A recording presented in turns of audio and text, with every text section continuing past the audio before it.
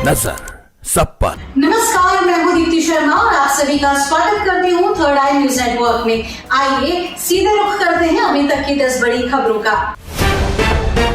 3 नए आपराधिक कानून आज से देश भर में लागू हो गए हैं, जिससे भारत की आपराधिक न्याय प्रणाली में व्यापक बदलाव आ गया और औपनिवेशिक काल के कानूनों का अंत हो गया।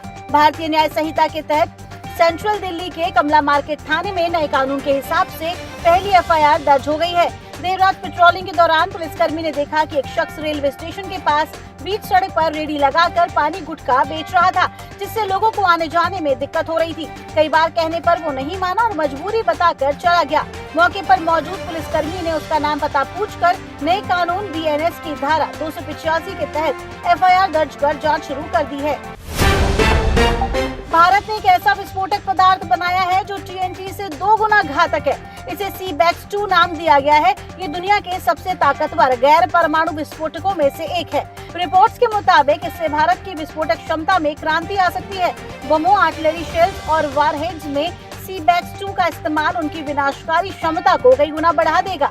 नए विस्फोटक का वजन भी बेहद कम है। CBEX-2 के फॉर्मुलेशन को भारतीय नौसेना ने टेस्टिंग के बाद सर्टिफाई भी कर दिया है। केंद्र सरकार ने बच्चों को नशीली दवाओं और मादक पदार्थों के सेवन से दूर रखने के लिए एक पोर्टल की शुरुआत की है।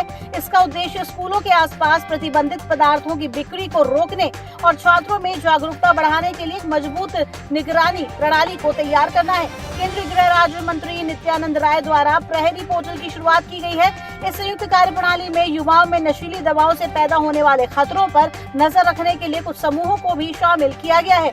इसके अलावा प्रहरी समूहों की मदद से छात्रों और अध्यापकों को जागरूक किया जाएगा। राष्ट्रीय बाल अधिकार संरक्षण आयोग और नारकोटिक्स कंट्रोल ब्यूरो ने भी इसको लेकर एक राष्ट्रीय समीक्षा बैठक का आयोजन किया है।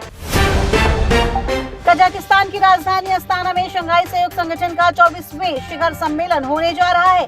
चीन के राष्ट्रपति शी चिनफिंग शंघाई सहयोग संगठन के शिखर सम्मेलन में भाग लेंगे।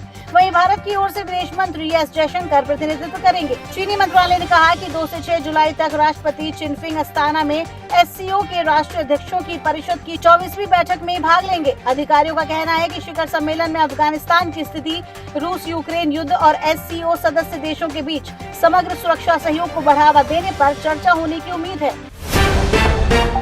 RBI ने देश भर के बैंकों के लिए साइबर अटैक के संभावित खतरों को देखते हुए अलर्ट जारी किया है। RBI ने बैंकों को सलाह दी है कि 24 घंटे सिस्टम पर निगरानी रखें। सिस्टम में कोई खामी नहीं होनी चाहिए, इसे पूरी तरह दुरुस्त रखें। भारतीय रिजर्व बैंक ने चेतावनी दी है कि हैकर्स कभी भी साइबर अटैक कर सकते हैं। RBI को इसके बारे में खुफिया जानकारी मिली है। इससे पहले 24 जून को भी RBI ने एडवाइजरी जारी की थी, जिसमें रेगुलेटेड एंटिटीज को खतरों से बचाने की सलाह दी गई थी।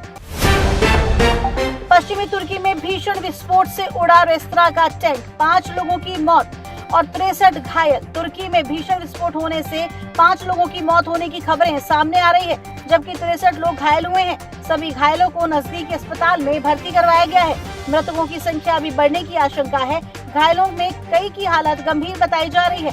ये घटना तुर्की के पश्चिमी शहर इजमीर में रविवार को हुई, जहां एक रेस्तरां के टैंक में बड़ा विस्फोट हो गया। इससे 5 लोगों की मौत हो गई और 63 अन्य घायल हो गए।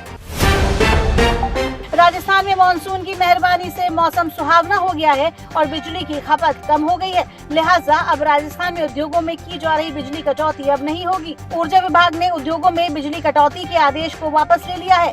करौली जिले के गांव में पहाड़ी के समीप तालाब में डूबने से 2 मासूम लड़कियों की मौत हो गई। दोनों लड़कियां रविवार को छुट्टी होने की वजह से गांव के पास स्थित पहाड़ी की तरफ बकरियां चराने के लिए गई थी। इस दौरान वे नहाने के लिए बरसाती पानी से भरी तलाई में उतर गयी। तलाई में पानी ज्यादा होने के कारण वे बाहर निकल नहीं पाई और डूब गयी। रोहित शर्मा की कप्तानी में भारत ने 17 साल बाद T20 विश्व कप का खिताब अपने नाम किया। इससे पहले 2007 में तत्कालीन कप्तान महेंद्र सिंह धोनी के नेतृत्व में टीम इंडिया ने पहला खिताब जीता था। इस टूर्नामेंट में भारतीय खिलाड़ियों ने जबरदस्त प्रदर्शन किया। यही वजह है कि ICC की टीम ऑफ टूर्नामेंट में 6 भारतीयों को जगह मिली है। हैरानी की बात यह है कि फाइनल में भारत के लिए 76 रनों की महत्वपूर्ण पारी खेलने वाले विराट कोहली को यहां जगह नहीं मिली है। पुणे के लोनावला में भयानक हादसे में एक पूरा परिवार पानी की तेज धाराओं के साथ बह गया। इस हादसे में एक 36 वर्षीय महिला समेत 13 साल और 8 साल की 2 लड़कियों की मौत हो गई है। यहाँ डैम के पास नदी से 3 शव बरामद किए गए हैं। इनके अलावा 2 बच्चों की तलाश जारी है जो पानी के साथ पानी की तेज धाराओं में बह गए थे। हादसे को लेकर स्थानीय पुलिस ने कहा कि अंसारी परिवार था जो बारिश के दिन का आनंद लेने के लिए मुंशी बांध के पास झरने का आनंद लेने गया था। इसी दौरान फ्लैश फ्लड आ गया और वे पानी की तेज धाराओं के बीच फंस गए। इसके बाद कुछ ही क्षण में परिवार के एक सदस्य पानी में बहते चले गए। कल्कि की सुनामी में डूबा बॉक्स ऑफिस, दुनिया भर में फिल्म ने की तगड़ी कमाई। सुपरस्टार प्रभास की फिल्म कल्कि 2898 एरी बॉक्स ऑफिस पर बम्पर कमाई कर रही है।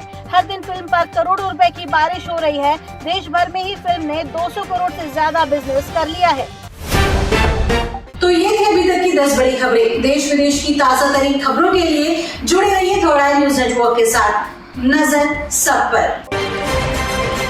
नजर सब पर।